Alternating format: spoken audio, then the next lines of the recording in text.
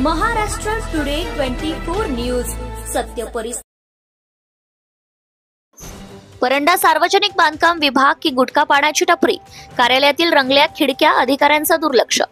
परंडा तालुक्यातील दळणवळणाच्या रस्ता, सडक, ग्रामीण भागातील रस्ते निगराणी करणारे कार्यालय म्हणजे तालुक्यातील सार्वजनिक बांधकाम विभाग। या बांधकाम विभागातील कार्यालयामध्ये काम करणाऱ्या कर्मचाऱ्यांच्या भिंती, खिडक्या, ऑफिस, कोपरे, गोवा, मावा, गुटखा खाऊन पिचकाऱ्यांनी रंगलेल्या खिडक्या रंगलेल्या दिसत आहे।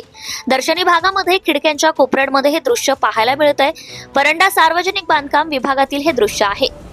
सरकारी कार्यालय आणि पानटपरी यांची तुलना करणे योग्य नाही, कारण सरकारी कार्यालय हे सरकारद्वारे चालवले जाते, जिथे अनेक नियम, कायदे आणि प्रशासकीय कामे केली जातात। याकडे वरिष्ठ अधिकारी यांचं मात्र दुर्लक्ष असल्याचं दिसून आलंय। या बातमीनंतर सार्वजनिक बांधकाम विभागातील वरिष्ठ अधिकारी, धाराशिव परंडा येथील कार्यकारी अभियंता अधिकारी सौ ऐश्वर्या वडगावे काय कार्यवाही करणार, याकडे आता नागरिकांचं लक्ष लागलंय। महाराष्ट्र टुडे मराठीसाठी ब्युरो रिपोर्ट समीर ओव्हाळ, परंडा, धाराशिव।